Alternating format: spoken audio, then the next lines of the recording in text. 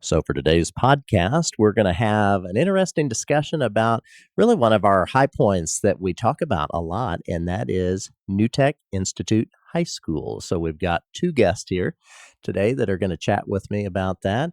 First of all, Chris Gibson, you are the principal at New Tech. So, you and I have talked about this before here on a podcast, but welcome back. Glad to have you back with us today. Glad to be here. Thank you for the invitation. And then Korbin Johnson. Korbin, you are a senior at New Tech. Yes. You are the class president. Yes. And really looking forward to hearing your student perspective. Yeah, I'm glad to give it. Well, great. Appreciate you being here as well. So, Chris, let's start with you. First of all, if somebody's listening to this podcast and they're like, wait, New Tech, I'm not sure about that. What is New Tech Institute High School? Sure. We're a project-based learning and STEM high school here in the EVSC. We're one of the innovative models in the EVSC that started in 2010.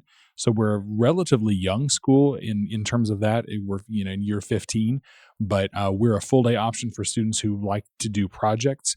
We also have a lot of STEM opportunities. So science, technology, engineering, and math really thread through everything we do. And we're a small school where we have the great blessing of having our own building on First Avenue. Sure. And so we have a gym now. Where we can have our archery team. We have an auditorium where we have our theater. So we're not big enough as a school to support your typical football and, baseball, basketball, those kinds of things. But we do have a lot of great opportunities there. And our students can be full-time New Tech students and still plug into those activities at their district school. Sure. And really what makes you all unique, first of all, clarifying for somebody who may think, wait, where are they located? You're on First Avenue now. Right. Uh-huh. And prior to that, for the first many years of your existence, the school was in kind of the back of the Career and Tech Center on Lynch Road. Now you've moved to First Avenue. And so, as you said, you do have all those things that really, a facility is so important to a school. And you really have a great facility now that's been remodeled. And it looks great when you come in. Yeah, absolutely. And we had a great partnership, and great years at the Career and Technical Center on Lynch Road. And then just very grateful to have our own space to kind of, blossom into our existence there and have some new opportunities as we move there. For STEM, we've developed a maker space and some other really unique things that we have going on there. And before I talk to Korbin, I also want to say, too, another interesting aspect about New Tech. You talked about the innovative model connection. We almost have you all in both categories. When we talk about all the different innovative models that EVSC offers, certainly when we have our options for eighth graders, you are part of that. But you are a standalone high school, and we've always said in the past we have 5 traditional high schools. Really, now we have 6 because you all are a full-day program. So you're not one of the half-day programs where somebody goes to their home school, if you will, and then comes to you for half the day. Right. We're a full-day high school. So, for instance, Korbin will graduate in May of 2025 with a New Tech diploma. Okay. So, yeah, we have 12 graduating classes of New Tech graduates. So, we're the Thunderbolts, and we're our own. And proud of it. Proud of it. Absolutely. Okay. Well, Korbin, let's chat with you for a minute then. Right. So, again, you're a senior. Congrats on being a senior. That's always exciting. So let me ask you to just talk to us about what is New Tech like from a student perspective, because a lot of people may be listening to this, maybe that have some younger students that are going to be making those decisions about high school. So for me at New Tech, it was sort of just a learning curve. So, not every school has like the project-based learning. And it was something that I was looking for. I was looking forward to finding something that could better my communication skills, my presentation skills, and all around find a better community from my time at high school. So initially I had my sibling already at New Tech Institute prior to me. Okay. So it was a choice between my home school or New Tech. And me and my parents decided that was the place for me. Sure. And I feel like as a student freshman year, you go through all of the new things that are different with projects. And it really instilled in me the fact that I wanted to do something in the STEM career, essentially, in like the STEM area. So I got really devoted to STEM, and I went into engineering courses at New Tech, which really helped me a lot. Our engineering teacher there, she's really good at what she does. And I ultimately, Mr. Gibson, along with the rest of the teachers, led me to the decision of majoring in college for engineering. Wow. Do you know where you're going to college? Hopefully Murray State. That's my dream. So, all right. And you want to go in the engineering route? Yes. So, that's, as a student at New Tech, we kind of, it's kind of hard to explain. We have a lot of freedom and student independence because we have a lot of the creativity implemented into our schoolwork. I think your size makes you unique too. How big are you, Mr. Gibson? 270 students. Okay, and you're always kind of right around that Yeah. 300 mark, it Yeah. seems like, each year. And so, really, Korbin, that I assume that was one of the things that Mhm. attracted you there, Yes. Yeah, so I know every single one of my classmates. right? So Which is special. it is. So at a certain point, I got to talk and work with all of my classmates that I'm going through high school with. So it was very crucial and a very key part in me choosing New Tech because it's something that I wanted to try to get into because I didn't really like all the students Right, in the really big presence at school. So the smaller presence right. kind of maybe look forward to that. So Sure. Well, and I know, Chris, well, your experience in working in high schools, you've worked in more of the traditional model mhm. as well before being principal at New Tech. There's great things about both, but I'm sure Absolutely. you hear from families all the time that smaller size, if you're not quite looking for that great big high school experience that a lot of us think about, that is truly something that draws people to New Tech. It is. In addition to the project-based learning and the STEM, just our small size and the that's actually one of the things that the New Tech Network cited us for was for just an inclusive and supportive culture. Sure. Well, And Korbin said he knows all of his right, classmates. You exactly. don't have that when you're in a large high school, Right, exactly. necessarily. And that's the thing is that, there are great options in the EVSC all the way around. All of the innovative models offer great Sure. opportunities and all of the schools do. And it depends on what a student and a prospective student and their family is looking for. And, if it's a smaller environment, then New Tech definitely fits that model. And it really is where students come in as eighth graders and they don't maybe know each other. They may be 2 or 3 people from their school, but we draw from about 20 different eighth grades, Sure. within the EVSC, also parochial schools, Yeah, because homeschool. really you can be anywhere here in our region and Right. come to New Tech for high school. And we have students from Mount Vernon and from Warwick County as well. So it really does bring people from all around the Sure. tri-state together. And with the collaborative way that we do things with project-based learning, they're working together. As Korbin said, he's Sure. been able to work with peers in different groups. And that really, as you're working alongside someone in a project, when you're learning about the 1920s and the Great Gatsby and, writing a radio drama, you get to know one another as you go through that Sure. process. And then the next project, you have a whole new set of peers that you're working with. Sure. And it's also really great because you get a lot of students from different areas. Like I came from many schools within the EVSC before I landed at New Tech. So you get a lot of different students with different perspectives Sure. and they feed in and they give you a lot of information and you learn better because everybody has a different view on what something should look like. And there's something special I always have thought, Korbin, about you grow up with certain students, but then there's also something special about what you're describing where you're coming together with students from a lot of different schools because you're making friends that you would have never made Right. before. Yeah, and it's a really unique thing, and so a lot of students like to have that in their education. So I'm glad that I attended New Tech and I got to experience people from all over Sure. our area to be able to help me Right. understand things that I wouldn't have normally understood. So some people have different unique things that they know and they understand really well, and we all collaborate and all end up learning the same things. Right. And tell me a little more about project-based learning because we always say that when we talk about New Tech, and I know that is truly a vital component of the school. So what does that look like, especially if I'm a younger student thinking about New Tech one day? Right. So, project-based learning is essentially we are learning our main curriculum from projects. So we are taking certain things we would learn from a history book or from an English lesson, and we're wrapping it around a project. So, for instance, in my English 12 class, we're all reading a book. I think we just finished it, Frankenstein, Right. and so we're all reading the book together, and we're doing our assignment over it, which is we have to collaborate, figuring out how this book compares to the movie, and we have to watch 2 different movies of it and see how it differs and Mhm. compares, but we're all working on it together. So the idea of project-based learning is that you're all working together to achieve one common goal, which is completing the assignment. So I think it's a different way and it's a unique way of learning because you're not just having to depend on yourself to do all the work, but you're also Right. stemming information from lots of different And students. sometimes So, your classes actually come together, right? Have you yeah, had that in the past? Like, what does sometimes, yeah. that look like? So, in the sense of classes coming together, I know that some of our English and history class, those are one Okay. class together. So, Right. freshman year, that's called Innovative Perspective. That's where a lot of the project work, the presentations, and all of that come from.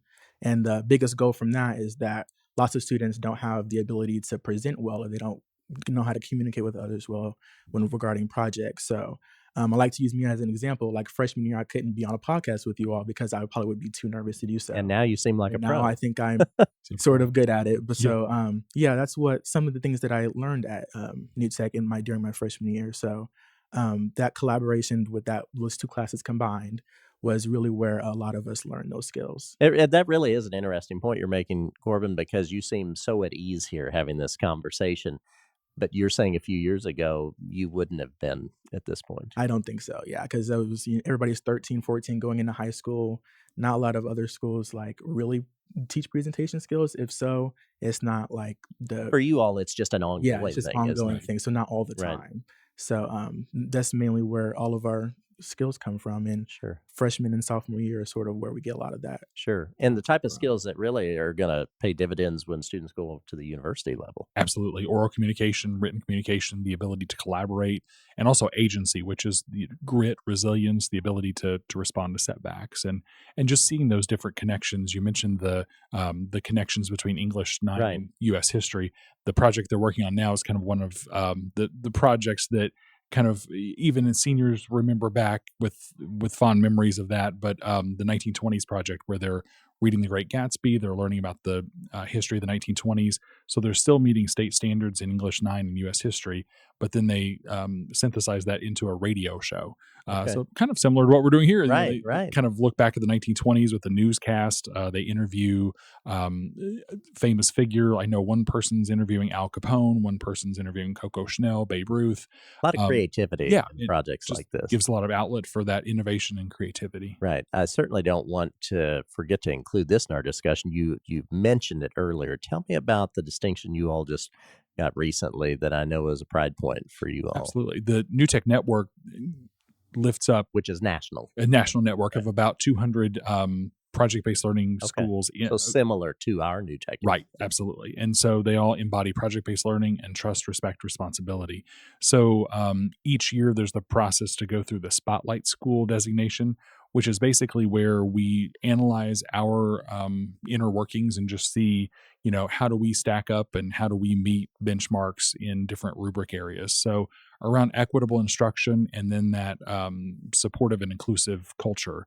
Those are two areas that the New Tech Network lifted and that we're doing well, and so gave us the Spotlight School designation. So it just kind of puts us in the company of maybe 7 to 10 other schools across the country. And that's not the first time you all have received that Right. distinction. It's sort of a recertification, so to speak, of what we've done. And it also just says that in the New Tech Network, if a school or a district comes to the network and says, hey, we're thinking about project-based learning, do you have a model?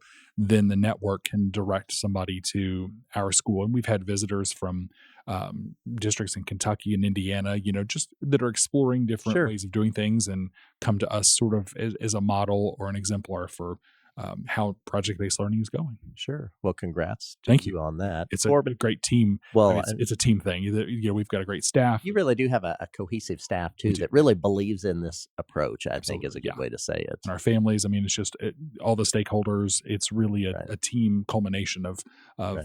that honor really belongs to everybody in the New Tech community. And I've told you before, and we were talking briefly before we started recording today, always being at all the different commencements at the end of every school year, you're always standing there, and the words you're saying to your families at your commencement ceremony, I think, are far beyond just kind of traditional type wording you would expect a principal to use. I think you really mean it when you talk about that sense of community Mhm. of everyone involved at New Tech, making it special for the graduating seniors. Absolutely. That's a genuine kind of thing. And seniors, and I really have to lift up this year's senior class as well. Korbin, is leading that charge. And we've had several different groups who, moving into our new facility, we had the opportunity now to have a weight room. So we have a couple of students who are Exciting. who've contacted community partners and gotten, weightlifting equipment. Student leadership. Absolutely. And really fostering that. And then we have a maker space that we've been able to start up.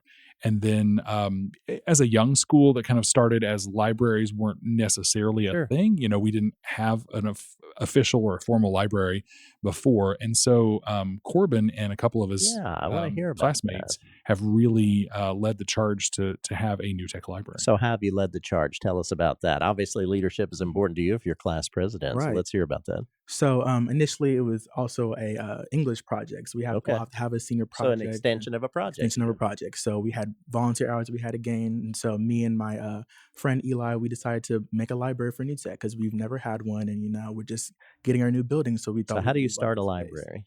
Honestly, I had no idea, so I kind of just I wouldn't went have out known there. Some either, of that Chris. agency skill Yeah. there, yeah. So Right. I just reached out to EVPL, and they Okay. had. Luckily, they were remodeling a library, so they had all these old bookshelves and everything that they weren't going to use anymore. So they donated them to us, and me and a couple other students put everything together, and we got computers donated, monitors donated, a lot of different things to make it sort of like a media center. Sure. So we are working on book donations now, and we're getting books shelved, and we're trying to get things up and running for our New Tech family. So that's sort of where I went with it, and it was just a lot of me reaching out and trying to stick my foot in the door to get things for our new library and everything, accepting donations. But at the end of it, I mean, we really just want to have a place for New Tech students to Sure. have that sort of reading ability because, I mean, we are a younger school, so we haven't had one yet. Sure. And so we think that this is just a good thing to try to add for our school. Well, and I think the power of this, Chris, when you hear Corbin talking about that, I mean, clearly, as a school district, we can continue to provide books for Media Center, but for the students to get involved with the process and Yeah. learn those skills of communicating and reaching out, um, that's a different type of learning that I think is going to serve Corbin and the students that have been working with him very well in their future. We tried our very best to try to do as much as we could without having to bother Mr. Gibson too much because he knows I email him all the time. And that's fine. You that probably do. don't mind. I don't mind at all. So me and my partner, we really tried to see how much we can get done before we graduated this year. Sure. So Well, you're kind of leaving your mark on the Yeah. school then, too.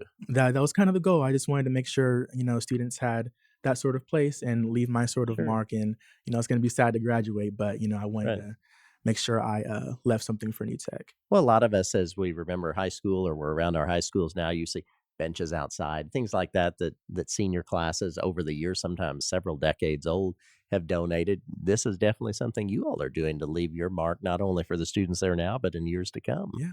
Yeah, I totally agree. And I think it's a great thing for our students. And I feel like it's going to be utilized very well. We have a lot of students Right. who are very excited for this to happen. Right. So Well, tell me before we wrap up, Corbin, what are you hoping for? How do you see the rest of your senior year unfolding? I hate to tell you, it's already getting very close to I know. December, so those days Mhm. are going by quickly. So what do you envision for the rest of this year? So right now I'm enrolled at the Southern Indiana Career and Technical Center. I'm in the engineering course over there. Okay. And pretty much So my you're next- still able to do that, even though you all aren't housed in that Yes. building. You're still able to go back and forth between New Tech and then the Career and Tech Mhm. Center. Yeah, because I was during the process of us moving, it was my junior year. So we had Okay. spent a semester over there. So Sure.